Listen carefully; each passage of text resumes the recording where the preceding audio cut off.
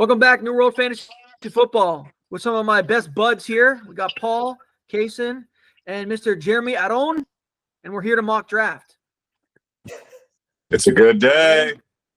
Football season is back. Jeremy was just thrown off that Andrew used his full government name. I know, right? 2/3 of it anyway. Well, I didn't wear my villain outfit, so yeah, I can go by the name. Deep into August. You'll get fan mail. I'm here, mock, but Paul, you had a question you wanted to ask, right? Yeah, I am pumped about official football mock draft season because I don't feel like it's real until I mock draft with my friends. But I was thinking about something going into this, and I wanted to feel like there had to be some sort of lesson learned or some sort of observation I made between the last time that we all did this, doing our mock draft, and then, at this point in the season. So opening it up for the team, is there anything that you kind of like that you felt like was true going into the season that you feel like is not true anymore, or you feel like just a thing that you want to remember that you learned from the season? What are our thoughts there? Yes, I could go first. Go ahead, as the returning champion of the Home Team Fantasy Football League. One thing that I think jumps out to me this year. So 2 times I've won the championship in this league. That's prestigious for us, right? The first time I won it, my team was the start to finish #1 team. I felt good about my team the entire season. Are Cason's lessons just flexes, or is there something? He's making. I'm getting somewhere. I'm getting somewhere. This season, it was much different. I think I was counted out by the league multiple times throughout the season. My injuries, bad draft picks, whatever the case may be, I kept a mindset of my team needs to A, just make the playoffs, and B, I need to peak those last 3 weeks of the fantasy season. And I knew that I wasn't going to be a #1 seed pretty quickly. I was 500, halfway through the season. So I knew I wasn't going to be a #1 seed. So my mindset the entire time was just get to the playoffs and try and build a team that is going to be in the best position to put up big points in the end, instead of getting so caught up with winning week to week to get that higher seed. That was more my focus. And that is something that, you guys can laugh. I see the Snickers there on screen, but it's a real thing that I think is important, I mean. You see, what he did was make sure that his team was having their daily morning celery juice, kombucha, and testosterone injections. This way they could peak right in time for the playoffs. That's what I'm gathering from this. No, it's a matter of picking up players, looking at season-ending schedules, thinking about quarterbacks connected to those teams, targeting dome games, targeting good matchups. You might be sacrificing week-to-week scoring with that kind of mentality, not going in with the best possible team week to week. And you run into those situations, right, where you don't drop a player who may be on the IR or something like that because you're waiting. If you take I need to win week-to-week mindset, you'll drop those players, right? And I missed out on a few players this season because of that mentality. Like James Conner was a good example of someone that got dropped because of injury. And I knew that he wasn't going to help me win for the next 4 weeks or whatever. So I said I couldn't touch him. But looking back, when I got towards the second half of the season, that's when I started changing my mindset and focusing on a different build. So, take it for what it's worth. Respect. Those are good takes. Respect. Those are good takes, but you did just reveal how freaking sweaty you are while pretending to not be sweaty. So that's good. That's a good takeaway from this. Subtle flex. Yeah, I mean, I think what I'm gathering from that is, of course, like you're not actively not trying to be the #1 seed, or you're not like actively not trying to win weeks, but maintaining the view that if something has to be sacrificed, it's the now versus the end of the season, which that luxury, comes with still drafting a pretty good team, because there's a lot of teams that end up on the bubble early in the season that don't have that luxury, that they've got to just get desperate and claw together any wins they can. But no, I hear you. I mean, I was in that, I was in that spot this past season. I was higher seed, but my team faltered near the end of the season, and your team was on the way up, and that's how you got me in the playoff matchup. Some of that stuff isn't really predictable. I don't think that there was something in week 6 that would have told me that Stephon Diggs and would have just completely fallen off a cliff. But yeah, that's a good point. Is you don't have to be the number 1 seed if you make the show. There ain't no such thing as like the college football 25 like pulse meter in the stadium of getting that home court advantage or home field advantage or whatever. That's a good one. I definitely, my kind of thing that I'm bringing into this matchup is Tony Pollard. Why did I just use that random player's name? I think that as fantasy players and how stats obsessed we are and how much we look at that, I think that it's very easy for us to be in this mindset of, okay, there's a player who has this crazy good efficiency over a stretch of time. Tony Pollard is a perfect example of that. I have 2 seasons at least, if not 3, of completely blowing away Zeke Elliott's efficiency, being very close to 5 yards a carry or higher. And everybody in the world of the fantasy community is clamoring, why are these coaches idiots? Why are they not playing the more explosive player or the player that is being more effective on a per carry basis or whatever the case may be? And, I think that comes a little bit with arrogance too, like assuming that these highly paid and experienced football minds don't have access to the same idiot stats that we do. There's a lot of times usually a reason for that. And in his case, once he became a bell cow back, it was not as effective.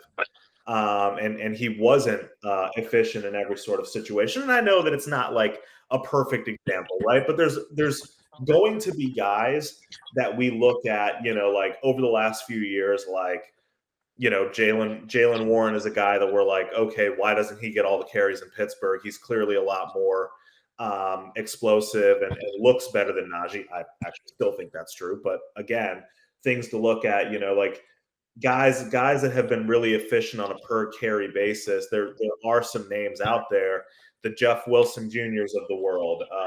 Miles Sanders was very efficient due to an O-line for a year or 2. And so I think that this year going into it, I'm going to try to be a little bit more cautious about the narrative of highly efficient per carry player given more carries automatically means efficiency carries over and he is good.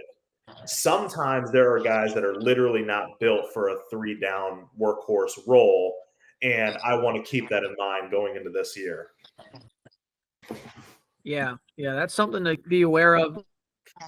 Like, volume plus efficiency doesn't always equal the same amount of yards per carry and touchdowns, and it's not a one-to-one thing. Jeremy, did you have anything to remember? Yeah, is that you can draft well, you can make good pickups, and still get violated by points against. Godspeed, everyone. Yes, you can. Good luck, mock draft. Jeremy never stopped being a fantasy football victim mindset. Welcome. Did you just try calling me Jeremy Netanyahu? That's very inappropriate. So anyway, first pick. The earlier you say you're going to lose in the week, the better you feel. Yeah, exactly. That's it. Takes the pressure right off. Okay, this guy shot. It's like 2 shots of whiskey. Jeremy loses all I'm Thursday Kirk. night football. No, I'm just trying to get. Thursday I night can filibuster, but I'm just trying to get the show on the road. Yeah. Fair enough. I'm not going to filibuster. I'm just going to say quickly, stick to what works for you. Stick to your guns. I think last year going into the draft, I was kind kind of like I sidestepped a lot of my typical strategy and I went for like quote unquote safer players. That's never been my strategy. That's never what's worked for me. I've been better at identifying breakouts and had a pretty good track record with that. So there was no reason for me to go away from that. And I think I fell into the ADP, like going too far down the ADP list was like a faux pas. And honestly, if you believe in a guy, it doesn't really matter that much. Just have conviction and take him. And it's the simplest advice I can give. I need to follow my own. So that's all I got. You're right. Y'all ready to do this mock? Let's go. No further preamble. We are ready. All right. I'm going to see if I can pick the right. That's not right. Trying to pick the right one. This should be it. Cool. While you're working on that, I'll elaborate on why I intend to make this pick, right? So in my mind, there's only a handful of players that can really be considered for first overall pick. Obviously, ADP or whatever has Christian McCaffrey at the top of the board here. Clearly obvious why he would be considered. I mean, C-Mac has been a high-end, player in the league as like in real football and as well as fantasy football because of his ability to contribute in both the rushing attack and the receiving game, not just with dump offs. Like, dude is legit just really good at football. However, of course, he had a rough stretch of injuries and now entering into his age 28 season. You got to wonder, like, what's going to happen. I still think he's money, personally. But taking into account fragility, a lot of times you see wide receivers go at the top of the board, such as CeeDee Lamb and Tyreek Hill. I think they're in strong consideration. I think an outside chance would be for Jamar Chase as well. I think he is a true blue chip wide receiver prospect. And of course, when both he and Joe Burrow are healthy, he is just a target vacuum. I do have reservations in terms of how well he is utilized in that offense, whereas Justin Jefferson and CeeDee Lamb and even Tyreek Hill are just constantly schemed the ball instead of rather being force-fed targets at the perimeter. It would be nice to see Jamar play more of an inside-outside role, maybe get more creative use of like carrying the ball even on end arounds, etc. But you got to wonder what his high-end speed is for that. CeeDee Lamb is going through a contract negotiation right now, and they did the same thing with Dak, and the deal got done. So I feel pretty confident that a deal will get done. It is concerning that he's not in camp, but the guy literally just like outscored everyone else, besides Tyreek Hill in a per game basis by more than 2 points per game, which aggregated across the season was like a pretty big. Like, I'm pretty sure he outscored Amon-Ra by like 50 points last season in half PPR scoring. So it just feels like a really high floor, really high ceiling pick. And of course, what I won't want to do with the first pick is completely blow it. I don't think this is a scenario where it's going to be an overblown, super long holdout scenario. The Cowboys have to know what they have here. And I don't think Dak, McCarthy, anybody on that team wants to go into week one without their best offensive playmaker. So therefore, I will pick CeeDee Lamb in the shootout division that is the NFC East. Very cool. Very cool. So then CeeDee Lamb makes sense to go with them. Just for clarity's sake, half PPR is the format we're playing. So that plays into account a little bit there, I'm sure. And of course, team two, smartly, this CPU takes Christian McCaffrey. I'm not all too worried about his minor calf injury. It's somewhat concerning because of his injury history, but you have the best player in fantasy football with Christian McCaffrey when he's right. So that puts me on the clock, and it's pretty simple for me. What I want at the top of my draft is somebody who can win me weeks, can do it consistently, and has proven to be a complete beast. You just mentioned his points per game, Jeremy. I'm not worried about age. The dude's an athletic freak. It's essentially a redraft that we play in. It's a keeper, but whatever. I don't care. Give me a guy who's going to win me multiple weeks throughout the season. I'm going to take Tyreek Hill.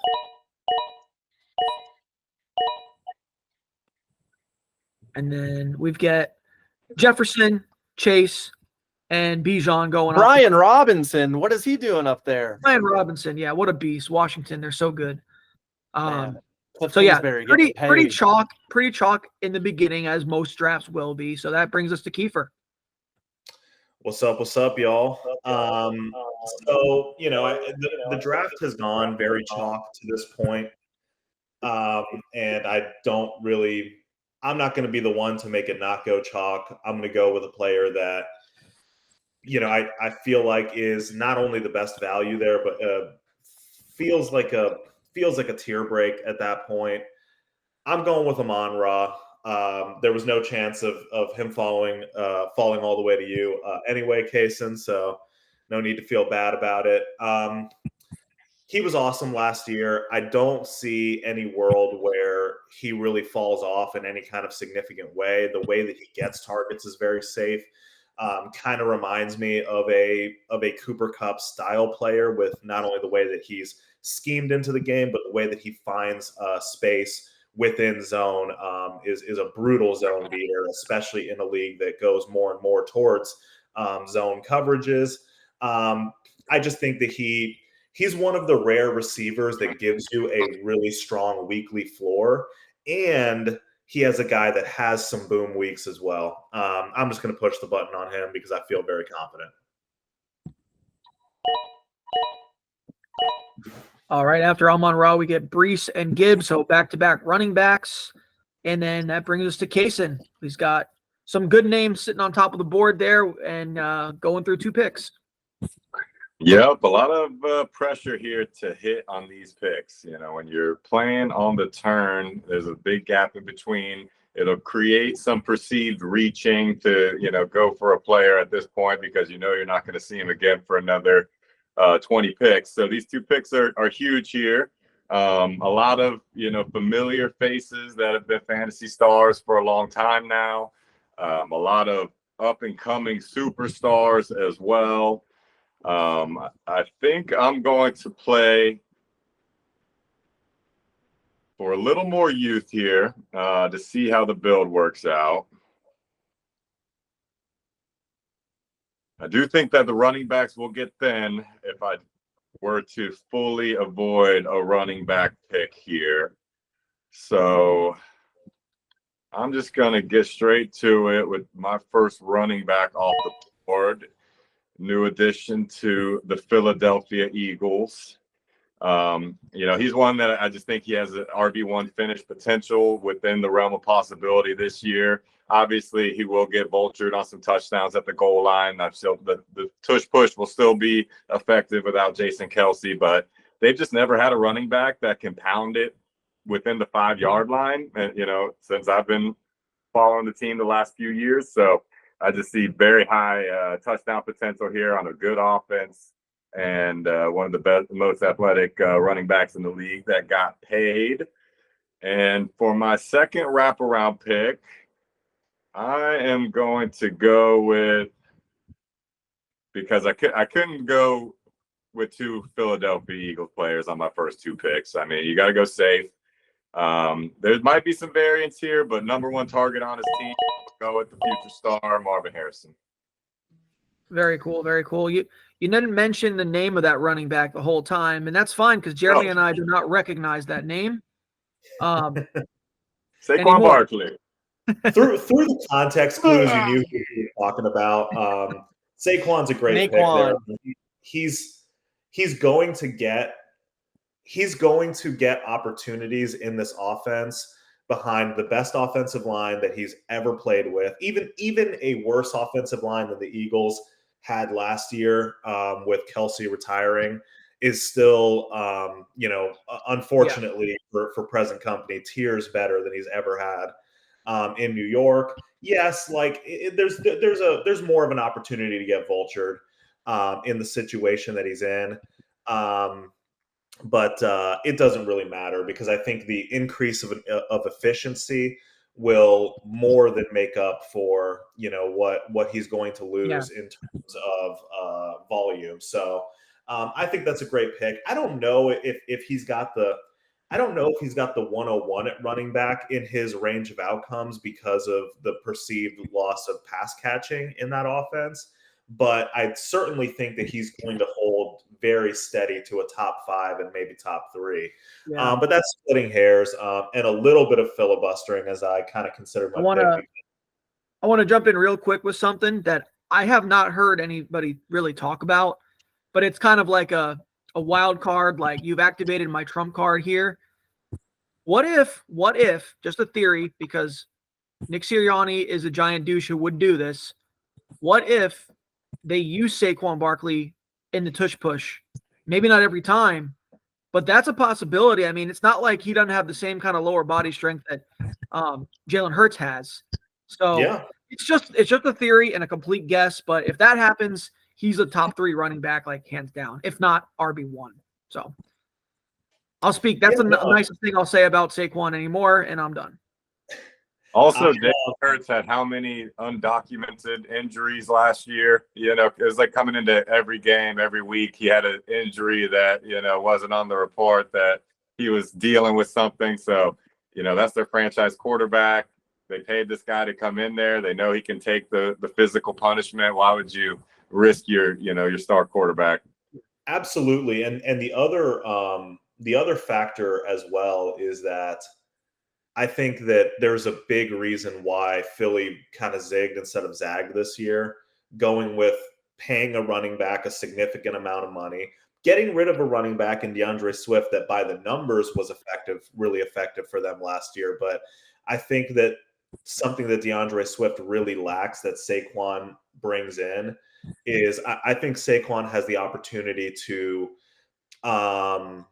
hit home runs and run for power between the tackles. So I think that's something that they really are going to take advantage of, to Cason's point, to maybe preserve their franchise quarterback a little more.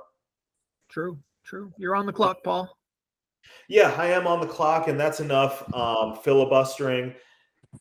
There are probably better perceived values at this pick, and there's probably other players that may even be a better pick in a vacuum. But the way the drafts have been falling this year, from what I've seen, I don't want to leave these 2 rounds without one blue chip running back, because they will thin out, particularly within the context of our league. So I'm going to go ahead and smash the button on Kyren. My thoughts on Kyren can be explored in a little bit of more detail in a different pod, and I think that I have going forward as a player. But right now, today, in a redraft league, he is firmly walking into a crazy workload within a really creative offense, and seems to be an absolute perfect fit for the scheme. I don't see that changing at any point in the short-term context of this season. So give me the nasty pass-catching volume and touchdown potential of Kyren Williams, please, and thank you. Blake Corum. Yeah, another one of the lessons that I like to take into this year is that just because a team picks a running back sometime in the middle rounds of the draft doesn't automatically mean you jump off a cliff on the running back to prove itself. When did it become so stunning and brave to draft the RB1 for the LA Rams? Like Kyren, he didn't come into the league a blue chip prospect, but then we saw him play. Yeah. I mean, if you watch him play, he was good. He was good. Take 40 times out of that, he looked explosive. It reminded me of Devontae Freeman, Devontae Freeman was kind of just like a whatever prospect. And then he played and he had the vision to see things before they happened and make people miss. So, I think injury is certainly a concern. And I do like Blake Corum as a RB2 in that offense.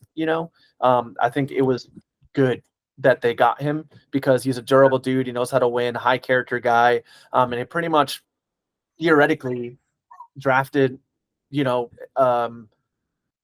another Kyron there, so that doesn't mean that that Kyron's role will be completely eliminated, but I certainly think that it could be a very I think that pick is relatively safe. But what I do think is controversial though, is maybe not going for one of these young wide receivers, like how much above replacement level will Kyron be? Like how many big splash games is he gonna have? I don't know, but it is interesting. There's gonna be a lot of people scratching their heads, like trying to make that decision. I think most people are kind of worried about Kyron, and it's kind of a weird thing because you're happy a guy scored a ton of touchdowns, but then you're like scared because they're getting drafted at that ceiling. Like, are those touchdowns going to repeat? And it's hard to do.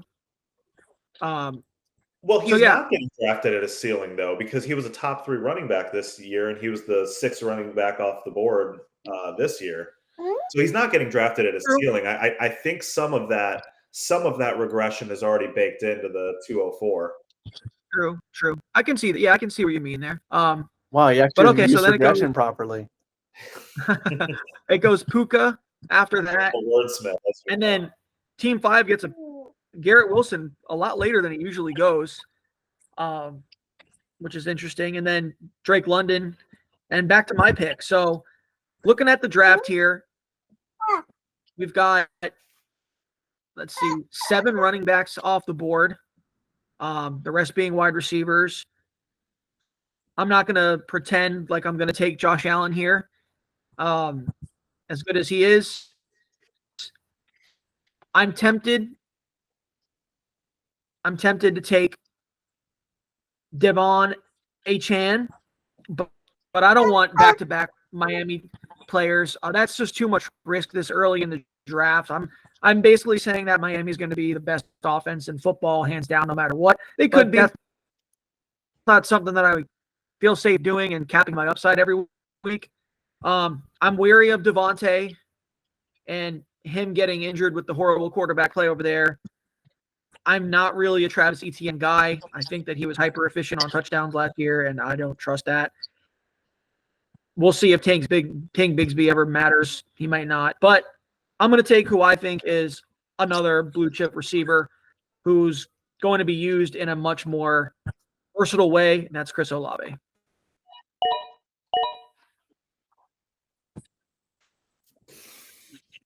All right, Jared Bear, you're up on the clock with Olave gone and Devontae going right after him to Team Agecliff in number 2. And I notice you have a draft partner with you in the situation room. I like how you. Yeah, he's the brains of the operation. This kid's gonna destroy fantasy football. Yeah, hopefully it doesn't turn him into a serial gambler like most of these modern YouTube kids. Stay away from my kid, Mr. Beast. So right. Yeah, it is interesting being here at the turn. The whole like elite quarterback RB1 versus like high-end wide receiver 2 dichotomy. Wait, would that be a trichotomy?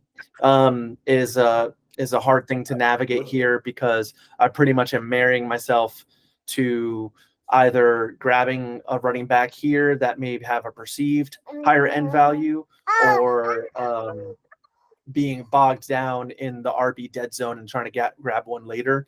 So that's tough. I honestly have a lot of reservations about Devon Achane. I think he's, clearly an electrifying player, but he's kind of small. I'm small and my neck hurts, and he's young. So if there's a time to risk it on a guy like him is while he can bounce back, he could bounce back and be, just fine and come back and have great games. But the injury risk is like a little bit too high for me. I think, it just feels like not a smart investment. However, I really do like Travis Etienne. I think he's a good value here. He is someone who kind of faded towards the end of last year, but is a talented running back playing with his college quarterback. He's going to be used in the receiving game. He's going to get opportunities between the tackles. Tank Bigsby did nothing last year, and maybe he'll be there and more efficient this year. And sure, honestly, I would encourage that. I think like you should.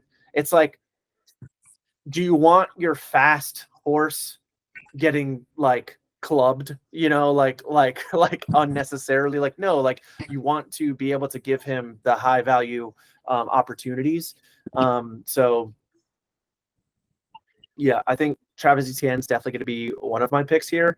I'll just go ahead and do it now to get the sound out of the way. And then, I think you can have a discussion about quarterback here. I mean, Josh Allen has had, multiple incredible seasons back to back to back. It is quite possible he'll be relied upon as a runner, more this season. But, that's also your most expensive asset on the field. I think that offense will not be as efficient as dusty as the allegations were on Stephon Diggs. He's still a fine wide receiver. And I don't mean fine as in like just okay. I mean like fine. He's a good quality receiver. He's got incredible release packages. I mean, you have Devontae Adams going in this range, and that's based purely on opportunity. Stephon Diggs would still be in this range realistically if he was on the Giants, like just throw a mediocre team out there and like he would get a ton of opportunities. He's going to be but the anyway. one. Yeah, exactly. There's some consternation surrounding Brandon Ayuk and his contract situation. And I think I'd prefer to avoid that and go with the guy on that offense that is going to be there and they're going to manufacture touches for. And that to me is going to be Deebo Samuel. Very cool. Very cool. I like the Deebo pick. Paul? I like the ETN pick a lot more than Andrew does. I think ETN, I go back to the college blue chip player, came in, proved nothing other than being blue chip. I think his workload is completely safe. And I also agree with you. Real NFL teams follow Cason's model as well. It's not just about fantasy football. They're trying to play for the last 3 weeks of the season as well. So maybe keeping ETN a little fresher and a little stronger for the stretch run will be better this year. Yeah, he had some monster games. It just kind of fell off towards the end. I mean, but if the guy is still getting you like 12 points, a game or whatever, like it's not the end of the world. But ideally, you'd want to have some more monstrous upside. So maybe he can give that to you. But we'll see. I mean, the Jags, we're from Florida, so it's like they're gonna jag. Yeah, like you just really can never know, when it comes to like what you're gonna get with them. They should be better this year. I think they should be, but we'll see. So yeah, I like the Deebo pick too. I think Deebo, especially if Ayuk does end up being gone, his importance to the offense is even more than it already is. And the versatile player that he is, he can score fantasy points from all over the place. Then Devon Achane goes, kind of takes that opportunity away from me, which is fine. I'm okay with that. I am with you, Jeremy, that he is a bit scary, but he's also a potential, even in the third round, he's a potential league-winning player with his upside, which is something that I always want to be taking. Like that's especially early on. Like I want to risk it for the biscuit and just stay in that mindset. So with that being said, like I'm looking at this ADPs here and looking at these players here. It is tempting to take Josh Allen because we know how great he is. I don't really need to talk much about that. Keep in mind, guys, there is a tight end in this. I know in our league, we don't have a mandatory tight end. I did set it for this so we would force us to talk about a few tight ends. But I'm not going to – if you've listened to anything I've said in the last month, I am feverishly fapping to Derrick Henry because I think he has the potential with Lamar in this offense that's should be a top 10 at the very worst. Probably even more of a top 5 offense. I mean, Gus Edwards had 13 touchdowns last year. Derrick Henry has legit legitimate 20 touchdown upside. I like touchdowns, and running backs are scarce already. So give me a chance of having a top 5 running back in the 3rd round. Yeah, I'm not going to spend a lot of time talking about Derrick Henry. He was a serious consideration for me at the 204. So that tells you how I kind of feel about him there. I went with Kyron because I feel like he's going to still have more volume. I do think that if the Ravens are smart, they're not going to like overly work their 30-year-old running back. The Ravens have spent so much time winning regular season games. They should not be in the mindset of winning more regular season games. Yeah. They need to win some damn games in January. But the thing about Derrick Henry is, if you look at his splits from when his team wins and when they lose, he scores almost double. Like he averages like 20 plus points when his team's winning. They're projected to win like 12 games this year. And he won't get games scripted out like he did at He's going to be the goal line back. For sure. He's like a David Montgomery on steroids kind of deal. Like he is the guy within the 5. After it's a bit of a misconception. That's defamation. We don't know if he's on steroids. I hope he is. I think we're all in agreement that the Derrick Henry pick was a good pick. Mike Evans goes. Josh Allen finally goes. Josh Jacobs goes. And now it is at me at the 307. And there's definitely some interesting conversations internally to be had here. Brandon Ayuk is staring me in the face, which in any sort of context at all should be an easy pick, but it's not an easy pick for me because of all of the rumors swirling around him. Is he going to go somewhere? Is he not going to go somewhere? Is that going to impact his play? Is he going to go to a situation that I love? Because part of why I like Brandon Ayuk is the cheat codey offense that he's in, despite him being a talented player. So not that immediately takes him off of my board altogether. But it does give me just enough pause probably that's gonna put me in a different situation. And then we start getting into some of the receivers and backs that are here available. And I think that for me, it's going to be a fairly easy conversation. I want a piece of this offense, and I think that there's enough inherent value here at this pick to justify it. I'm going with Mr. Nico. Sorry, Kashek. And even though in a vacuum, I've said it before on this pod that I like Tank Dell at cost more than I like Nico Collins. That does not mean that I think Nico Collins is not going to be the natural number one in this offense. Particularly, his size profile indicates that he should continue to get the most touchdowns out of that receiver room, despite the fact that Steph Diggs is there. I just think he's a pretty safe pick at that point, given where it's at. Okay, good pick there, Paulie. Yeah, I definitely certainly had my eyes on Mr. Collins if he would have made it to me. Looks like after that, Jalen Waddle and Travis Kelce has officially started the tight end run.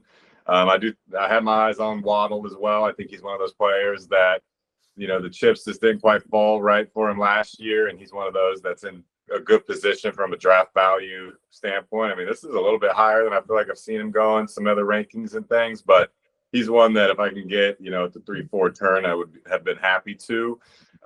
So with that, I'm going to go and take my first smash pick here. Easy decision. I would consider this player even higher. It's Mr. Isaiah Pacheco after what we saw last season. I think Clyde Edwards-Helaire has proven not to be a factor in that offense. I think he's the number 2 running back behind Pacheco. I saw a stat recently that just showed his usage increase throughout the season. It was a kind of typical start, with less than 50% of snaps kind of halfway through the season. And then especially in the playoffs is where, the team showed that they will lean on him. They will grind him. Similar concerns with some of the other players where they're probably playing for the playoffs. So are they going to be more inclined to try and rest players and things of that nature, especially if they get big leads throughout the season? But easy decision for me there as my RB2 to have a true workhorse running back this late in the draft. And as we spoke, running backs getting thin in a hurry. I am going to go a little bit different route here, being that the Sun God is no longer available and that this is a tight end. I think we saw crazy efficiency from Sam Laporta last season, but no reason to think that would change. I do think there's a lot of mouths to feed in that offense, and can't help but wonder if their offense is going to be as efficient and put up, the same kind of numbers. But I did see something that I think 80% of their games this season are going to be in domes in various locations, even when on the road, which we know is huge for Jared Goff. I want a piece of that office, and they're flying off the board. So give me Sam Laporta as the number 2 tight end off the board. Very happy with that. Getting him to start the 4th is like crazy because most of the time he's going like early 3rd, sometimes late 2nd. It's kind of crazy how early he's going. Fully agree on the Pacheco thing, man. To me, he is the last true maybe not workhorse is the right, but stud running back that is available in drafts. And I'm biased because I just took him in a dynasty startup. So, but I think he's going to be great. Yeah. And look, I mean, even even in the league that we have that deprioritizes tight ends, I still think Sam Laporta is, nearly as good in terms of fantasy as some of the receivers that are going in this range. So he was a consideration for me in the type of draft we're doing here. Coming back around, Brandon Ayuk finally went. Somebody stopped the bleeding there. Then we have another Lamar Jackson. There's great quarterbacks here for me to consider at my spot. Jalen Hurts, of course. You get a Jalen Hurts and your quarterback is set. His week-to-week floor is as good as it comes. But I've told myself in this mock, the way I'm building it, that I'm really going to push away the onesie positions for as long as I can. So looking down, I see DJ Moore, who I like a lot. Malik Neighbors, I think, is the more fairly priced of the sexy rookie receivers, and he will not get back to me in this draft. I know damn well. I love me some Michael Pittman as well and DK. However, with all filibustering aside, I'm going to go with Rachaad White. He is a polarizing player. His efficiency numbers on a per carry basis on the ground do not inspire a ton of confidence. And I think it's a fair conversation to be had about Rachaad White, the player, in 2 seasons from now, what that looks like, and if he's somebody that is deserving of a second contract. But guess what? That's not something that I need to care about for fantasy this season today. His pass catching isn't going anywhere. His volume isn't going to go anywhere. Bucky Brooks is a nice backup, but he doesn't profile as a guy that is a true threat for workhorse utilization. So I'm just going to grab this guy before the tier break.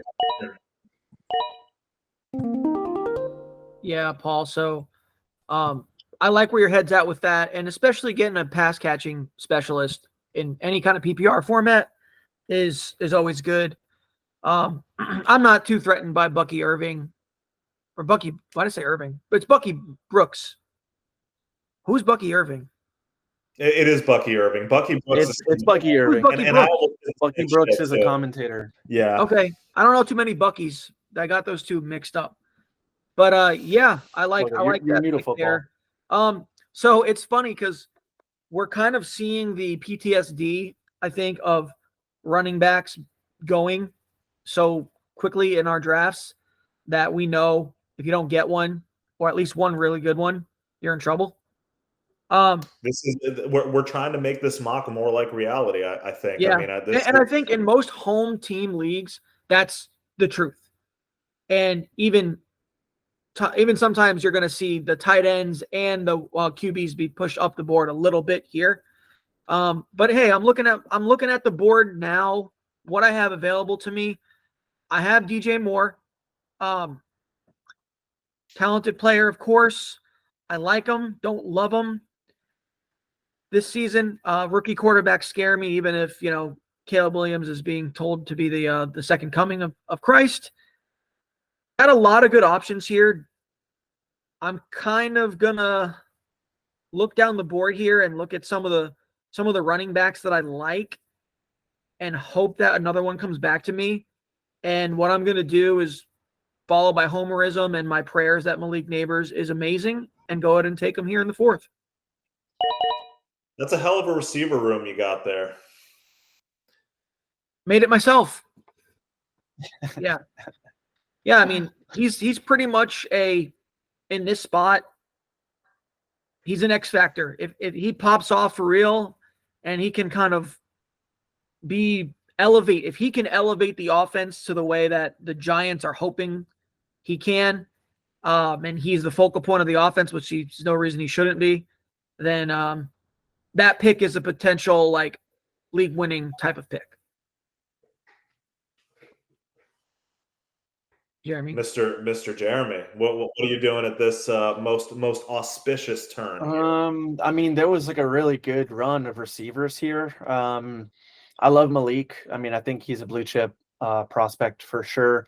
As excited as I am as a Giants fan, I do have a lot of reservations. I mean, naturally, it's not the best look when it's like Drew Lock throwing the ball, but just the dude being open and not being able to find him is kind of just like, oh God, even with the line playing like reasonably well, it's kind of like, what are we doing? So I do have concerns. Maybe Tommy Cutlets plays with Malik and he gets him the ball on that series and the hype is through the roof, Sure. But I do agree that he does have that OBJ upside, but we weren't paying at cost, for that. When OBJ was the thing, but of course we've seen this league shift momentously in our time playing this game. So, the game of fantasy football. And thankfully there's still some really good receiver value on the board.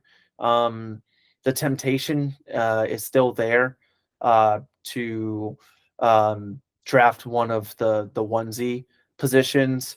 I'm a big fan of McBride. I'm a big fan of Kincaid.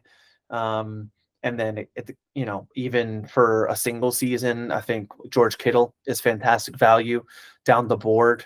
But these young tight ends that are on teams where there's consolidated targets is very nice thing to have as a positional advantage over your opponents. So I am strongly considering tight end here. I tend to completely dismiss tight ends, and then you're looking at round 10 and you're like, oh wait, Evan Ingram is off the board. Oh yeah. No. Oh no, I gotta pick Pat Fryermuth. Let's do it. There is that the dumb movie Draft Day with Kevin Costner, like there he is the very last of the tier of death for me. Like Evan Ingram, no matter what, if I can't get one of the sexy tight ends that I actually like, he is the person that I find myself being like, okay, I kind of have to reach for you, because beyond that, I'm in big trouble with the next tier. Mm-hmm. I kind of feel like I'm getting a really good value here with Patrick Mahomes. If I were to grab him as well, I mean, he had a bit of a fall off last season. You're going to buy the dip?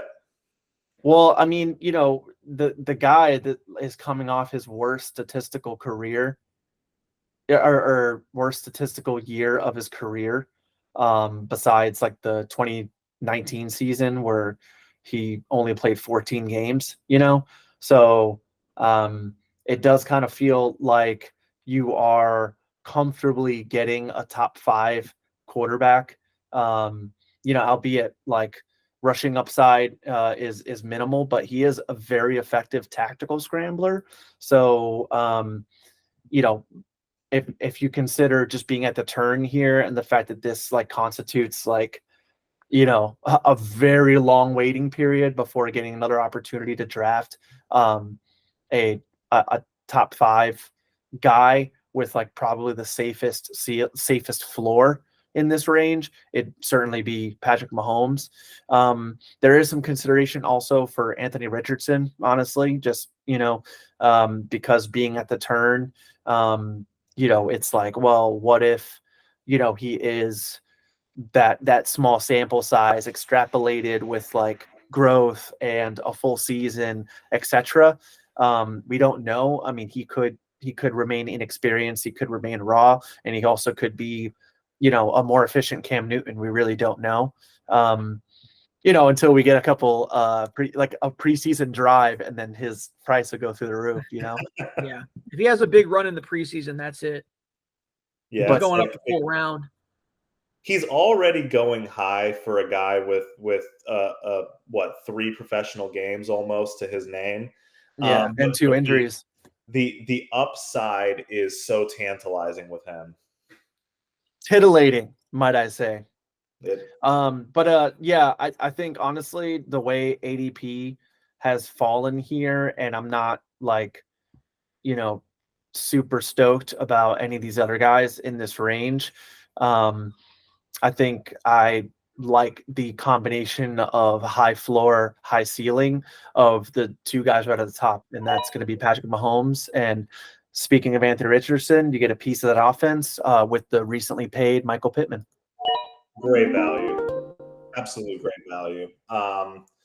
Pittman is the rare wide receiver 1 that doesn't ever look like a wide receiver 1. But his volume and floor is pretty unmatched in this range. And Patrick Mahomes is Patrick fucking Mahomes. I think that enough is said there. Yeah, you're getting a good discount on Mahomes buying the dip from last year. He'll be absolutely fine. Cooper Kupp goes, and I want to have a quick conversation about Cooper Kupp, because is there a world for you guys where Cooper Kupp is potentially the best pick in the draft because he recaptures the wide receiver 1? Or is that just completely out of the question? Because to me, it's not 100% out of the question. How can it be out of the question? This exact same time last year, we were drafting him in the first round. Yeah. He's 1 year older. Yeah, we've seen some injuries. Yeah, we saw a dip. Yeah, we saw Puka.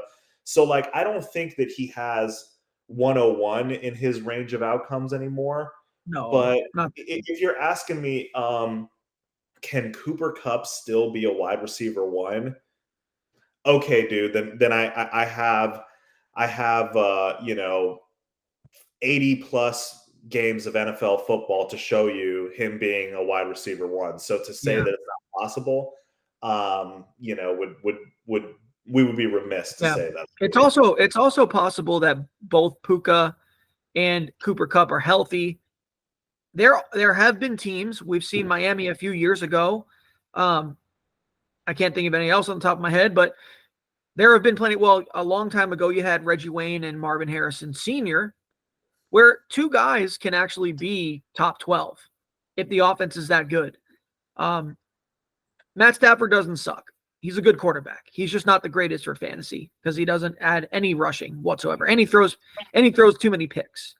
But I mean, there's a world where Cooper Kupp ends up being one of the best picks in the draft. My pick here. So, strategy for me at this point in the draft, I've got 1 running back, 3 wide receivers. On the format we're playing here, where we have multiple flexes and all that.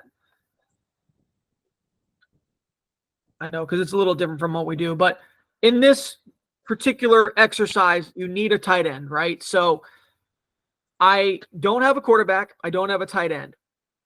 To me, I don't want to be at a complete disadvantage at both onesie positions.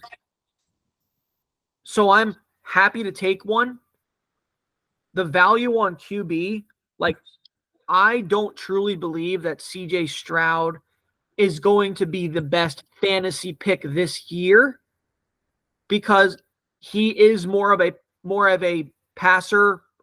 I don't want to say only, but he's a rare runner of the football, and that caps the quarterback upside. So he needs to have like 35 plus passing touchdown. Definitely possible, but I don't want to count on it. I like a lot of quarterbacks later. So that leaves me, okay, I'm taking a tight end so that I can have an advantage every week at one of the onesie positions at least. And I'm a big believer in Trey McBride. I think that Arizona, let that pass. Arizona's offense is beep beep. Arizona's offense is going to be pretty solid, and their defense sucks. Second half of games, they're going to be passing the ball like crazy. And Trey McBride has proven that he has the trust of Kyler Murray. So I'm rocking and rolling with that. I think, look, I think the Trey McBride and the Dalton Kincaid tight ends, I think they are some of the best values in the draft with where they're going, because rarely do tight ends really show a lot of pop in their rookie years without getting way overblown and overhyped. But then there's other, Sam Laporta clearly had the best rookie season of all of the tight ends. So for these guys to already have shown some good value and be on offenses that are nice and consolidated, and particularly Dalton Kincaid will become Mr. Necessary. I was really hoping for him to fall to me. He didn't. It went James Cook, Kincaid, and Devonta Smith. Three players that I like quite a bit in this round. So it puts me in a little bit of a pickle, shall we say.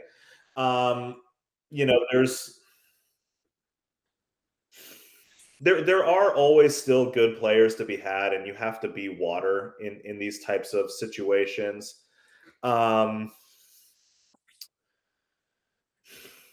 I don't love Joe Mixon, and I don't feel like I need to go running back here. I feel pretty solid at my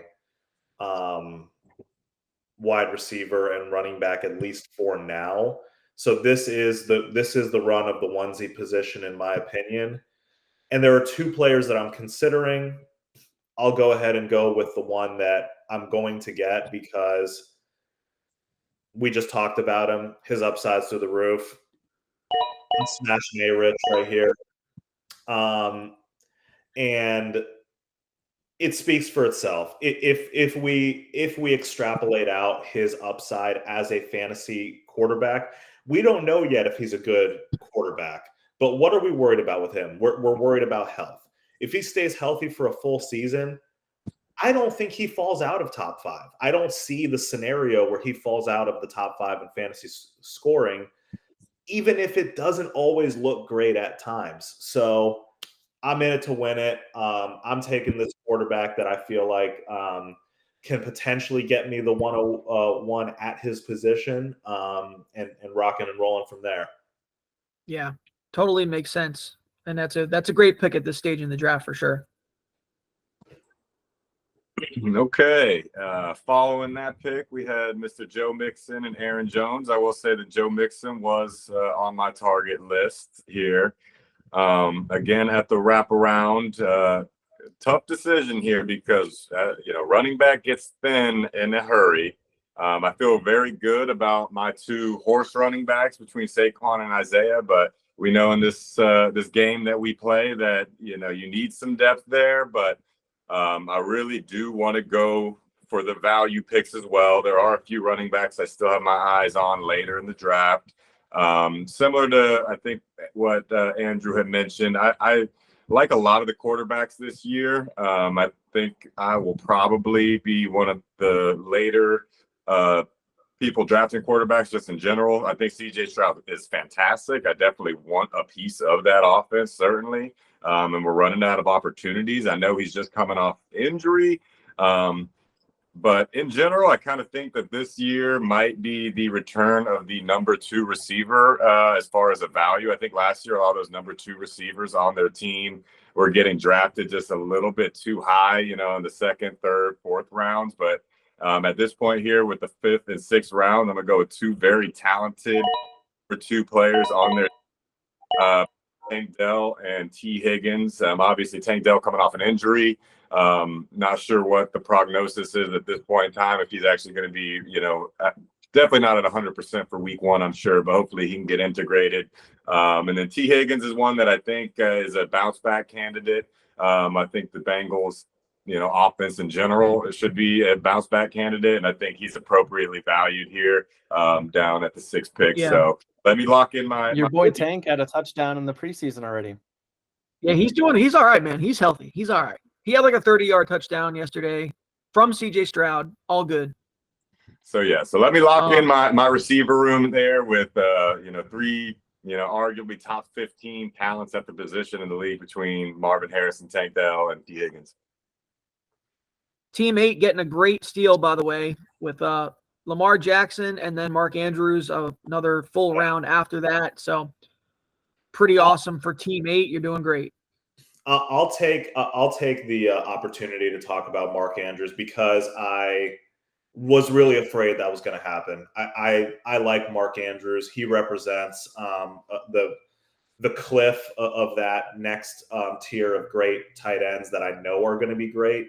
Everyone else at this point is more speculative. So it hurt. It hurt that I took the gamble on A-Rich and let Don't Mark worry, Andrews Paul. go. You got Kyle Pitts waiting there for you. Yeah, and you're going to watch Kyle Pitts come right back around to you because he ain't going. To me, Kyle Pitts obviously still has the upside. He's still a very young player. The offense should be better, but I'm not doing coulda, woulda, shouldas in the 6th round here. There's still too many proven talents for me.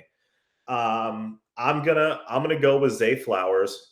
He is the number 2 receiver for now in that offense because Mark Andrews gets looked at for a lot of the high value things, but I don't really know what the drop in ADP of Zay Flowers is all about. He's a 2nd-year receiver that showed a lot of talent as a rookie and should be in a top 10 at least offense in the NFL with security and continuity at the quarterback position. I don't get it. Those all sound like good things to me. I will happily take Zay Flowers as my wide receiver 3. See, Zay Flowers, to me, I think the value you got him at is totally good. I think I would be happy to take him there. What worries me is just I do think his upside is capped a bit because Lamar hasn't really shown a big propensity to get the ball to his wide receivers in the red zone. They're more of like they're going to run it in or Mark Andrews is going to get it. I think, and Zay being the size he is, he's not exactly the best red zone guy. Kind of needs the gimmick plays. By no means am I saying Zay Flowers is a bad pick. I just think he has a limited upside. That's all I'm saying. But the 6th round, middle of the 6th round, it's not a bad pick at all. I think Lamar had his highest passing volume and passing yards of his entire career last year, and I still think there's a little bit left in the tank for him to find a little more efficiency in that passing volume. So I think Zay can be a really productive wide receiver too, even without the touchdowns.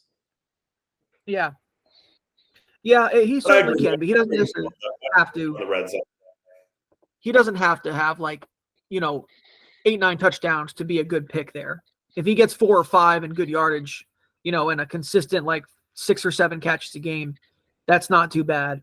So looking at my roster here, I have a pretty glaring hole at RB2. A lot of people wouldn't really care all that much. I know how important they are in our league. And the depth is starting to dwindle pretty severely. I still like James Conner. Good all-around back. going to be the starter. I don't want to invest all that much heavily into Arizona, even though I think they're going to be a good offense. I'd rather take what might be the best offense in the league. And we'll see going forward. David Montgomery, it's going to take an injury to Jahmyr Gibbs for him to be a true one. But even without that, I think he's a locked-in 2 that's going to get plenty of carries and goal line work. So David Montgomery it is for me. That's interesting. So why bypass both James? Well, you know what? Actually, never mind. I misread the board. Apologies. Yeah, think it was? you idiot. Who do you think it was that I was by? Dude, I just my freaking sleepy brain just saw James Conner and read James Cook instead. Never mind. Oh, I would have taken James Cook there in a heartbeat. I would have taken Alvin Kamara over Montgomery too, because I want the 10 targets a game. They're going to feed him. But either way, I'm happy with David Montgomery. He's a good player. He's been a good player. Detroit's always going to be scoring, and he's going to be able to punch in plenty of touchdowns. Great value still, even with even with what I think is probably going to be accurate reduction in workload. He's still awesome at the 6.8. Team 2 vultured me so hard. Team 2's been your bugaboo. I mean, earlier they got me a little bit with DJ Moore, I guess, but ultimately, like, Pittman is like an excellent pivot, but like Pickens in round 6, like pretty solid upside with more solid quarterback play going on over there.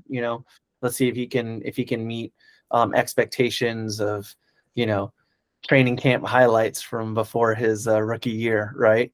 But yeah, he makes big plays. That would have been a nice little pick. Easy pivot here. I think this is where I clean up, the tight end position.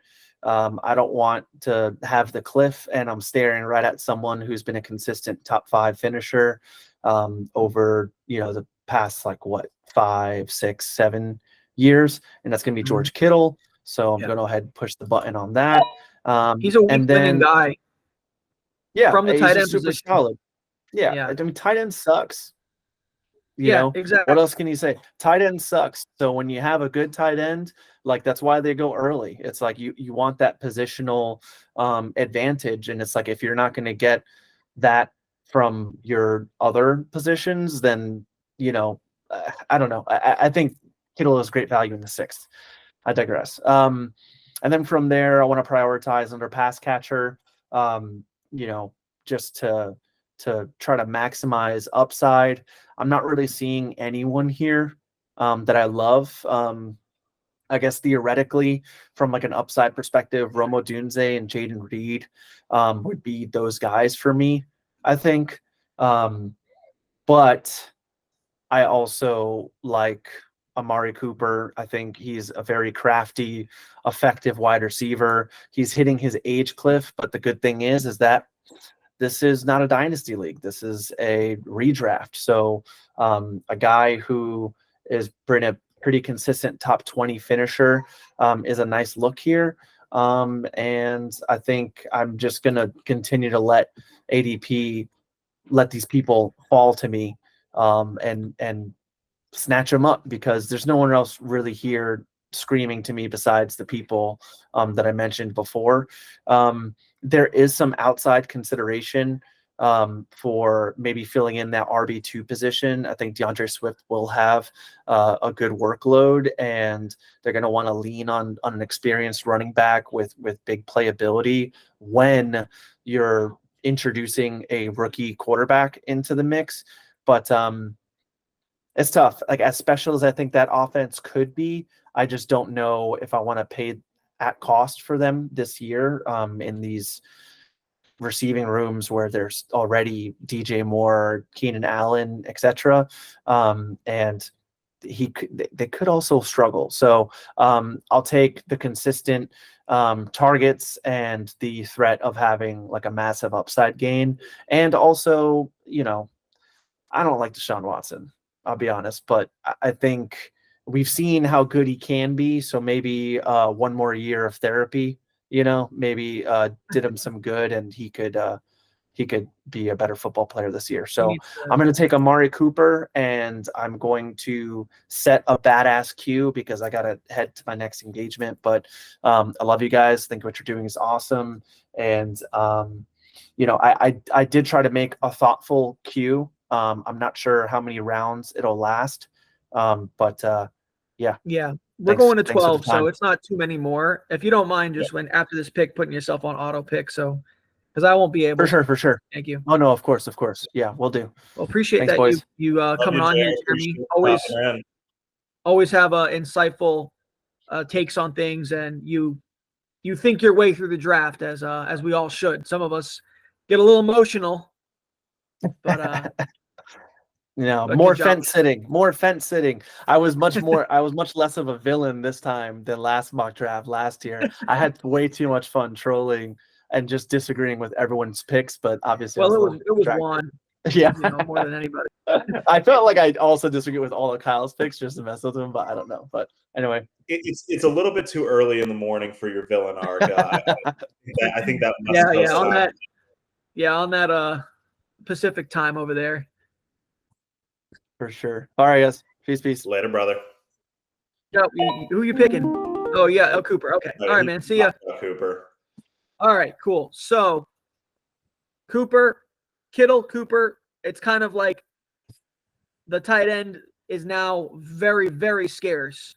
So I'm going to look ahead here and just explain. I know who I'm picking. I'm going to explain it before I tell you the name. Name that player. But so this sets up really nicely for this particular roster for me. I'm looking ahead, and I see Team 9 and Cason's team. They do not have quarterbacks yet. Mm-hmm. There is that's 4 picks where there is a very high chance of a quarterback going. I don't want to miss out on a guy who, A, completes a stack for me, and B, is simply going too low, and he's getting a major injury dip. The dude has a good offense around him, and he can run the ball.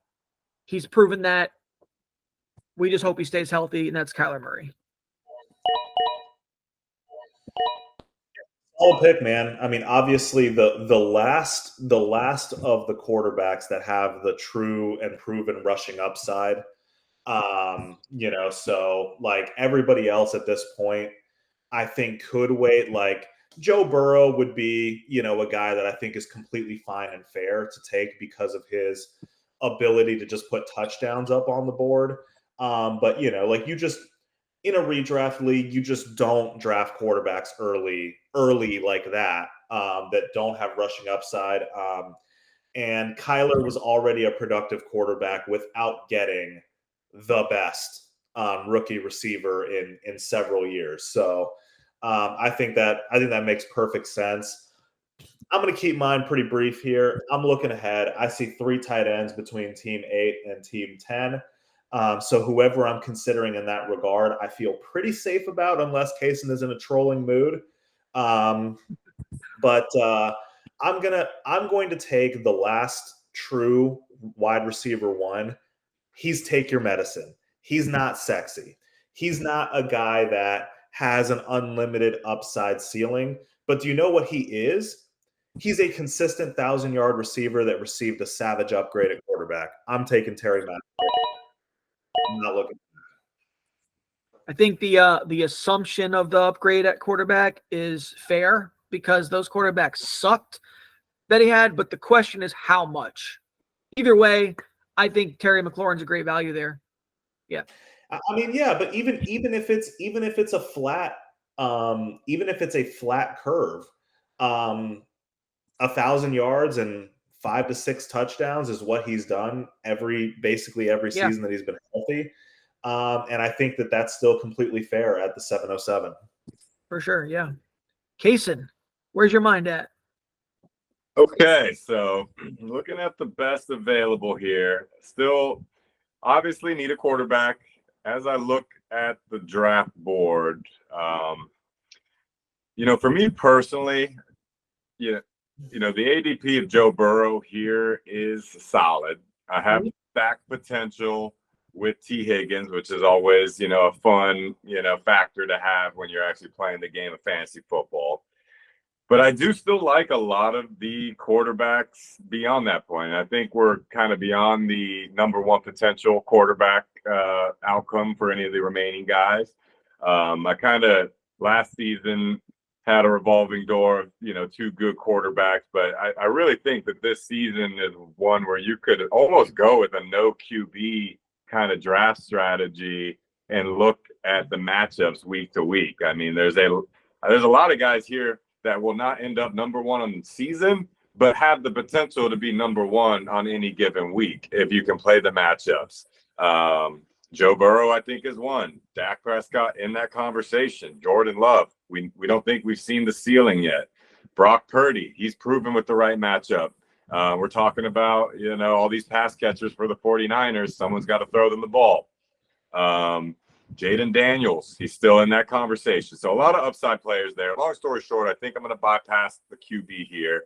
For my first pick, I'm going to grab an absolute easy smash pick at this position to bring in my third running back, Mr. Ramondre Stevenson, who I think had a down year, had some injuries. I think so important to the team that they didn't want to rush him back at the end of the season. They knew they had Ezekiel Elliott for a one-year rental, and this is a corner piece of their team, I think, not only on the field but in the locker room, is Mr. Ramondre Stevenson, who got paid. An easy pick here as my number three running back that I'll be happy to shove into the flex on any given week. And from there, I'm looking at the rest of the players available. I really would like to get another high upside wide receiver here.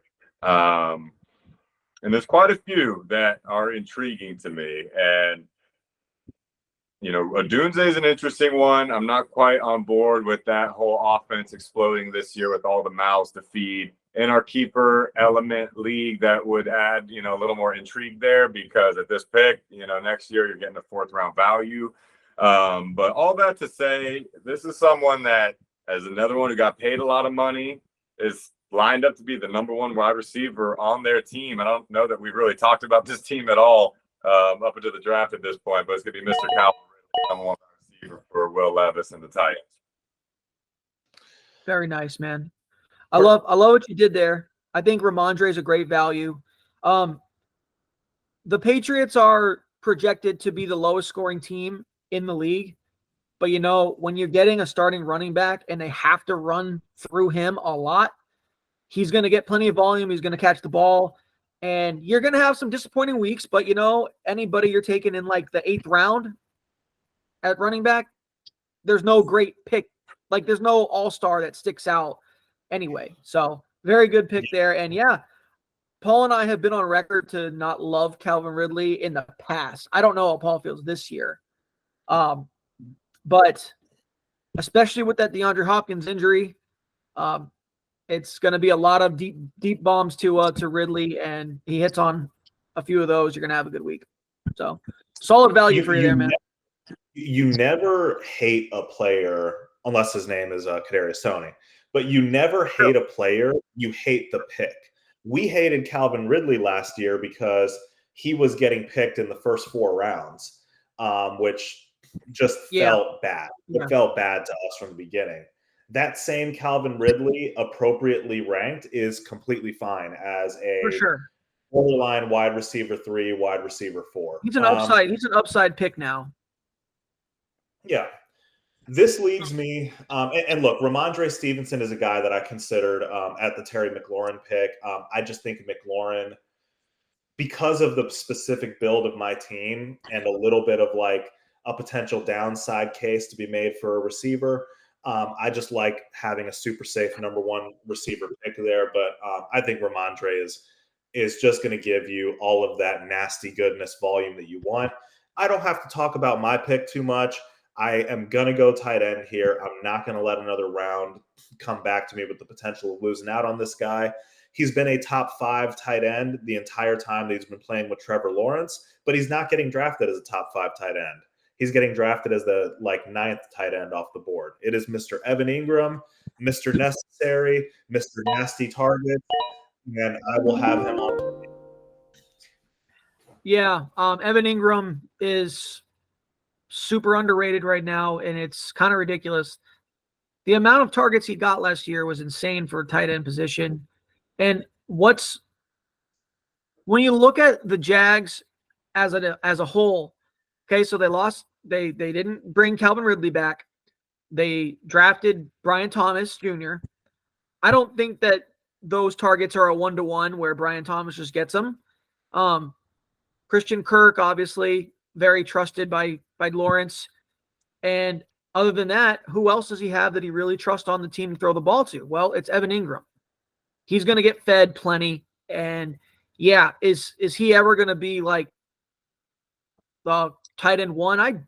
No. I mean, there's so many other good ones that have higher upside, but like he's still an athletic tight end that can have big games. Like it's a great pick there, man. And for clarity's sake, let me say this too. I don't think he will be a top 5 tight end this year. I don't, because there's other guys that are going to move into that spot that have better situations. These young tight ends, the Laportas, the Kincaids, the McBrides of the world, I think will be better. But if I can't get those guys, I am more than happy to get Evan Ingram, who's going to keep me. He's going to keep me competitive with those teams on a week-to-week basis, at least, even if he doesn't have the same spike weeks. Yeah, totally agree. So I'm staring here at 3 wide receivers that play for the best quarterback in the NFL. And it's kind of pick your poison or pick your pleasure. Your destiny. Yeah. Say that again. Your destiny. Your destiny, yeah. And I'm also looking at the depth on my team of running back, and I see Raheem Mostert here, who's younger than me, but he's an old man, 32. He's such a weird player this year because everything is baked in. His age, Devon Achane, they drafted a rookie. Yet last year he scored over 20 touchdowns. It's like, holy crap. I know what I want to do on the wraparound without Jeremy being here. We'll see what the CPU does. I don't know. It's going to depend on who he picked, put in his queue. But I'm looking at the running backs ahead, and I don't love too many of them. So I'm going to hope that Raheem Mostert can at least get half of the amount of touchdowns he got last year and get some depth in my all my running backs.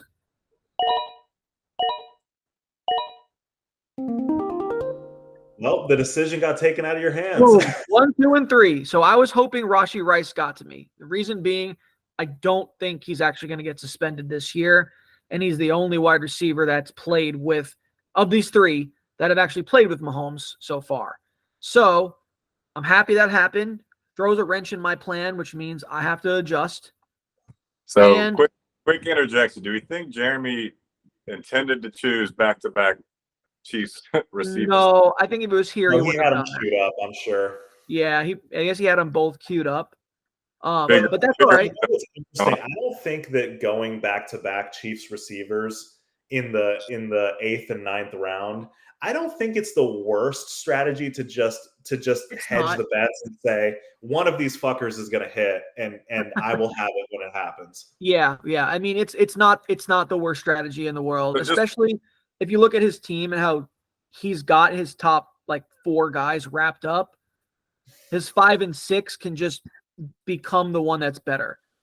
In reality, he probably should have taken a running back out of one of those picks, but who am I to talk about game theory, right? So I've ignored my wide receivers for a good bit, trying to fill in the rest of my roster with value. I'm going to take a wide receiver who I think is tremendous value. I think he's stepping right into that Adam Thielen role. I hope Bryce Young's a little bit better. This guy has been a great receiver for a long time, and I don't think he's lost a step just yet. Going to get plenty of targets. That's Deontay Johnson. You are a Deontay Johnson, and I like too good. His value's too good, man. He is good. He's been a target hog throughout his career and made it work with bad quarterbacks. He's going to have to make it work with a bad quarterback again, unfortunately. But if you've decided that Bryce Young is just bad, though, after that's the one thing I leave the door open for Bryce Young because his situation was garbage last year too. I mean, Adam Thielen was his best receiver, man, and he at like a 33-year-old Adam Thielen. So I leave the door open a bit there. No, I think that's fair. He's got the coach that made a lot of quarterbacks better as well in his tenure. So there's some upside there for Bryce Young, but I think Deontay is going to be heavily targeted and be necessary for that offense to even look functional. Yeah, no, I don't disagree with that whatsoever. And if you liked Adam Thielen last year, this might be the sequel of the Adam Thielen type. Jonathan Brooks, ouch, went right after that. Nick Chubb and Brock Bowers all go. So at this point, Brooks was the end of a running back tier for me in a way because I am always very confident about young running backs coming in, even ones that are coming off of an injury like JB. And, even if he's not a guy that's awesome in the first 6 weeks, I just don't see how he doesn't completely take over that backfield by the end of the season. So a little bit of a bummer there. I do want a third running back. I'm not exactly sure if I'm ready to necessarily pull the trigger on one right here. Tony Pollard would be the next guy on ADP, but man, I didn't love what I saw from Tony Pollard last year. I don't love the offense and the offensive line in Tennessee, and I don't love the fact that I like Tajay Spears. So those three factors make it a difficult conversation for me. So that puts me in a little bit of a pickle here. What I'm going to do is take a player that I actually like. And then my hope is that a running back comes back to me in a way that eliminates some of these tilty options for me and makes my decision a little bit easier. So I am going with Mr. Ladd McConkey, Mr. Necessary, Mr. Give Me All the Targets, Mr. Quentin Johnston sucks. Yeah, fair. I like that. I was considering him as well at my pick. Okay, good pick, Paul. After that, we have Tony Pollard and Zach Moss, who were in consideration for me. A lot of question marks between both of those running backs, but at this point, I think you could flip a coin between the running mates in each of those backfields that are kind of competing for the number one spot. I think those are two of the top kind of handcuff, if they are not starter type, picks that you could have at the running back position. So both off the board there. 4 picks left. Definitely have to fill out the roster with a quarterback. Looking at the draft board, all the teams do have quarterbacks, but with the CPCU factor and, just in general drafts, I think we've seen in our league, I won't name any names, folks that will pick a number 2 QB at this point. So I don't want to just completely hang my hat on the idea that 20 picks from now, I will still have both of those available there. Sorry if I cut out for a second. So I'm going to go ahead and take, although I do like a lot of the quarterbacks here, I would be happy with quite a few of them, depending on how the schedules and everything look. I'm going to take a tier break quarterback, though, for me here, just to fill out my Good pick. Just too much value there. Like I said earlier, I don't think we've seen the ceiling.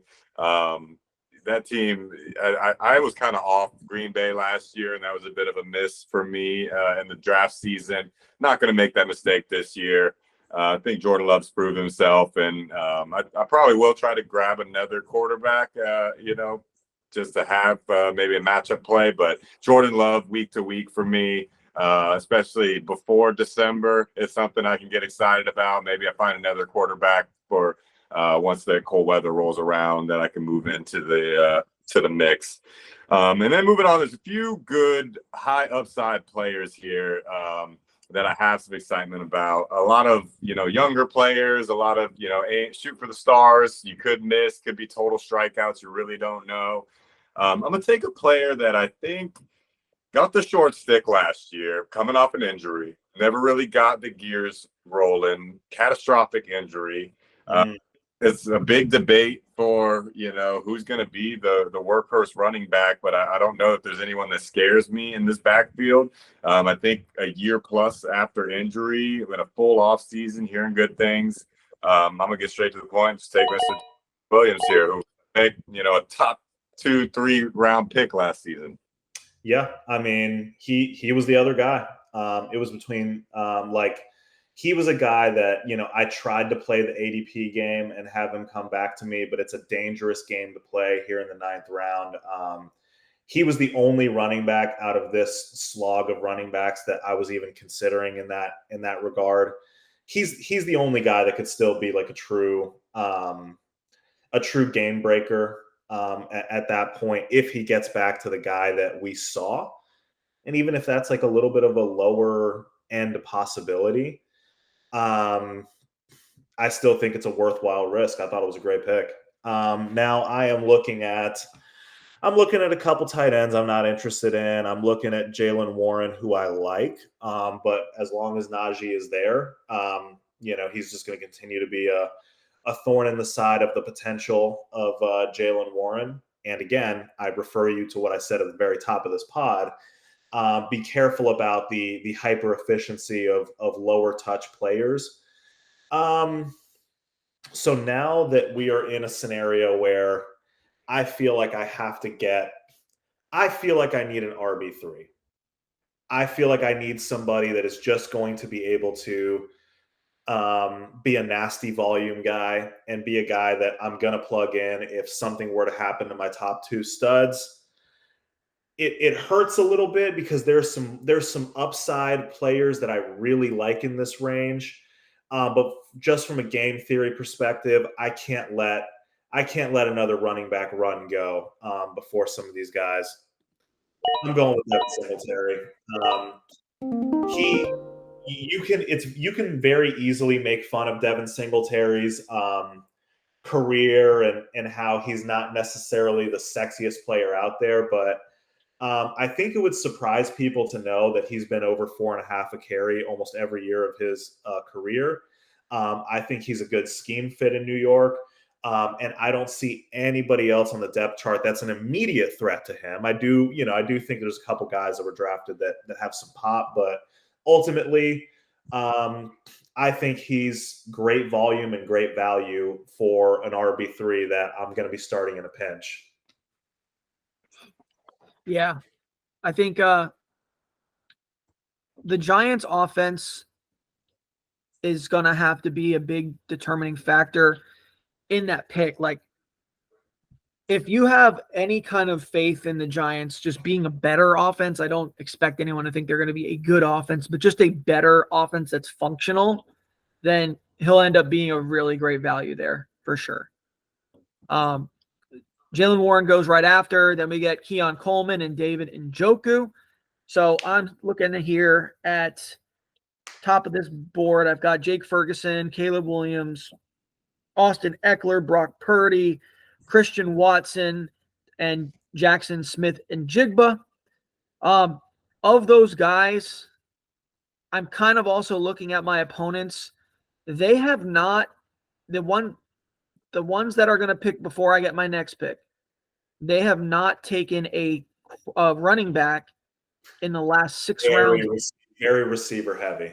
So I am going to go out on a limb and quote unquote, I guess, reach a bit for a guy you mentioned before who I think has a chance to really take away carries from Pollard. and just be a difference maker for the Titans. They're not a good team. They're going to struggle. And when that happens, you need to find a big play guy. I think Tajay Spears can be that for them. At least occasionally this year, I'll take Tajay Spears. No ACLs necessary. I like the player quite a bit, and that's why I don't like Tony P very much this year. Yeah. So I think, in the 10th round, end of the 10th round, getting some really solid value out of him. Back around to me, we've got Eckler went. I was considering Eckler a little bit. He's scary, but that's why he's going in almost the 11th round here, at least in a 10-teamer, whatever. You do the math yourself. JSN goes. I was considering him for a breakout. Brian Robinson and Caleb Williams, cool. Not really worried about any of those players all that much. So Jeremy, I want to Robinson all along. What's that? Brian Robinson. So I want to try to take a player here that has a wide receiver specifically that has true upside, because as I've said in the past, I want players that can win you the league at this stage in the draft. Christian Watson is in consideration. Oh. What? Nothing. I like him too. Yeah, and Jamison Williams are in consideration. But with Jamison Williams being like at the very best the third look in that offense, probably are actually the fourth. Watson has a lot of competition as we see it now with all those receivers. I also agree with Cason that the Packers are going to be a good offense, and Jordan Love is going to take a step up, if not at least be as good as he was last year. You just got to hope that the hamstrings don't die on us. Christian Watson. Yeah, I mean, only consideration with him is injury. He has true number one receiver potential. I think they want him to be the number one receiver. He had to grow into that role, and obviously, he hasn't proven that he can stay healthy. That's why he's down here in this draft. But you're right. I don't like normal players in this range. I did it for Devin Singletary very reluctantly because I needed a third running back, and I felt like I just wasn't going to get a good one coming back to me. But at this point in the draft, if you're not taking home run bets, there's something wrong inside you, in my opinion. And with that being said, Andrew, it's going to be JMO for me. And the reason is the exact same thing. I hear what you're saying. There is a chance that he becomes fourth, quote unquote, in terms of target in this offense. But I feel like I don't really understand that, because I feel like the whole fourth on the depth chart for targets is a little bit deceptive, because not every target is built the same. The Sam Laporta targets and the Jahmyr Gibbs targets are kind of over the middle, not necessarily the boomish targets that you would imagine. The way that I envision his potential in this offense, he's a guy that can do a whole lot with not a lot of targets. Yeah, he's setting up to be a boomer bust type player. Yeah, which, at this point in the draft, I love that, because there's just not a lot of boom left. So I'm very happy to take him and get in on that team. Great pick, Paul. Yeah, that really put a wrench in my plans here looking at the wide receiver list. I mean, I do already have Sam Laporta, so I was not as inspired about the idea of taking Jamison Williams for that reason. But just looking at the drop-off for real, high-end potential, I don't see that with a lot of these folks. Cortland Sutton's interesting, touchdown machine last year. There's still a lot of question marks for me, I think, with that offense in general. No more Jerry Jeudy, so that opens the door a little bit more there. There's a few kind of higher-end running backs that are or wide receivers that are, blue chip kind of prospects that are interesting. But not a lot of value here. Looking, and this is why we do these mock drafts. You kind of learn what the landscape looks like as you get to this point in the draft. So I think for my probably non-sexiest pick so far in the draft, but someone that we know is at least going to be probably seeing at least half the carries, if not more. He could get beat out in that room. Is Mr. Zeke. I just safe pick at this point. Coming on the 11-12 wraparound to get someone who's at least going to be the starting running back for the first half of the season. Maybe you get some high-end touchdown potential. Obviously, he's just so ingrained in that, locker room long-term that it's his job. I think from a captainship standpoint, they're going to want to have him on the field. So I think he'll see a lot of snaps. Will he see a lot of carries? I don't know, but I still think when they get in the red zone, the gold zone, whatever they call it as well, they're going to hand him the rock and let him pound it in. So I will take him there. I really do want to find another wide receiver here. I only have 4.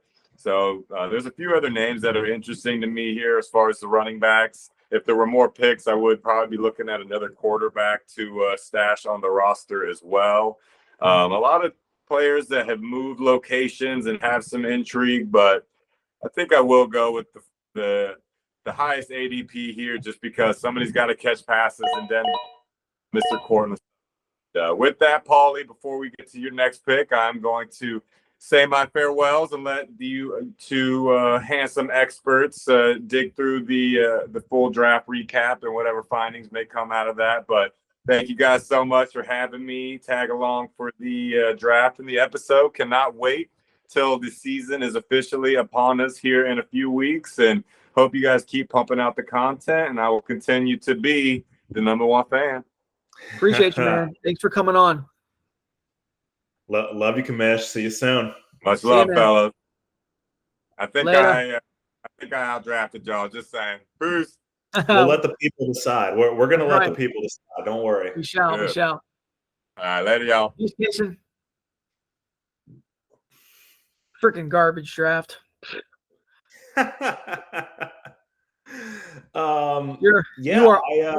We're down here at the very last pick of our examples.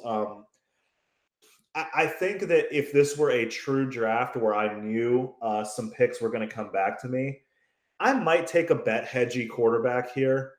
Like Tua and Justin, I feel like represent a really, really safe floor and some weekly upside in Tua's case. I mean, it's unbelievable, Andrew. Like a guy that has those receivers and ability to pop on who are going high. I mean, that's the weird thing. The math doesn't math when you. I'm considering that too if he gets to me, and it's like you have Tyreek being. I was the 3rd pick. I took Tyreek.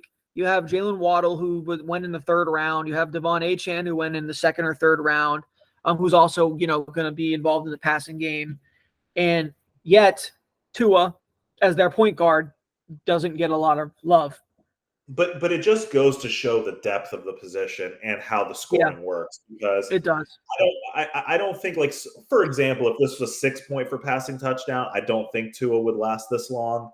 But I'll stop the filibustering. If it was a real draft, I think I would just grab Tua here and be very happy with the safety I put in the quarterback room because of Anthony Richardson. But I don't think that's valuable to have in a mock draft that's meant for consumption, because I just don't think that that really matters. I don't have to be like a yearly subscriber to this team. I'm going to take a guy that I think has as good a chance of any incoming or not incoming, but any young non-starting player to beat out the incumbent. I'm taking Chase Brown. Not a Zach Moss guy. Do not really love him, and I do like the Cincinnati running room. So I think there is a really good chance in the context of this league that this guy could end up getting closer to a split or maybe even overtake him. Yeah. Well, when you get sniped, all you can say is great pick, because that's exactly who I was looking at. We've got, and then Tua went as well. So looking down this list, not a ton of guys that I'm super excited about. So I was considering that as well with the hedge, and that would have been Tua. I don't really want Herbert this year just because his weapons and the offense they're going to play isn't super appealing. Trevor is a little, to me, I think that we've kind of figuring out that Trevor is a good, not great quarterback over time. So where my mind is at here is pretty much what Jeremy ended up doing on accident. The guy getting all the hype out of camp in Green Bay is actually Romeo Doubs. And if Christian Watson is injured in the middle of week 1, which he probably will be, hopefully Romeo Doubs is healthy and he becomes the one for the Packers. So I'm kind of hedging my bet there with the Packers wide receivers. So to recap, I'll go from the top here. Yeah. Jeremy went with CeeDee Lamb, Trav Etienne, Debo, Patty Mahomes, Mike Pittman, George Kittle, Amari Cooper. He went with the double down on the KC receivers and Hollywood and Rashee Rice. He grabs JSN, and then he gets a couple nasty boys at the end and running backs and Brian Robinson and Jerome Ford. For yourself, you got Jerome Ford. Go ahead. Jerome Ford, who was Mr. Irrelevant in our draft. Yeah, he has some value early in the season. I'll say my team. I've got Tyreek Hill at 3 overall. Wrapped around, got Chris Olave. Got my hero RB in a sense in Derrick Henry, who I hope gets a lot of easy touchdowns. I've got Malik Neighbors, who is by all accounts meant to be the one. Jeremy kind of mentioned what happened in the first preseason game. I could give a fuck what happened in the first preseason game. It was Drew Lock. He played 12 snaps. Who cares? Trey McBride, David Montgomery. My starting quarterback is Kyler Murray. Let's hope that he runs the ball plenty and finds his receivers. Raheem Mostert, Deontay Johnson, Tajay Spears, and then stacking the Green Bay receivers, hoping that one of those guys has season-long value. And up to you, Paul. I love it. My team, I'm just going to fly through it. Amon-Ra, Kyron Williams, Nico Collins, Rashad White, Anthony Richardson, Zay Flowers, Scary Terry, Evan Ingram, Lad McConkey, Devin Singletary, Whiskey Dick, and Chase Brown. I like the upside of some of my later picks. The first few weeks, if this was a real league, would be me kind of figuring out who's good and who's not. I think my team would kind of come on a little stronger near to the end of the year. But then we have Kashek, who believes that he won the draft, and we will let the league decide. But he went with Saquon. Marvin Harrison is a rookie, for what it's worth. Isaiah Pacheco, Sam Laporta, Tank Dell, T. Higgins, Ramondre Steven, Calvin Ridley, Jordan Love, Javonte Williams, Zeke Elliott, and Cortland Sutton. We thank you for listening to a live draft from some dudes that you may have met before, you may not have. But if you are still here, we appreciate the time. And anything that you can throw in my little beggar's cup here of likes, positive comments, or negative comments, and thoughts on who won the draft. Yeah, we're fine either way. Love us, hate us, not care about us.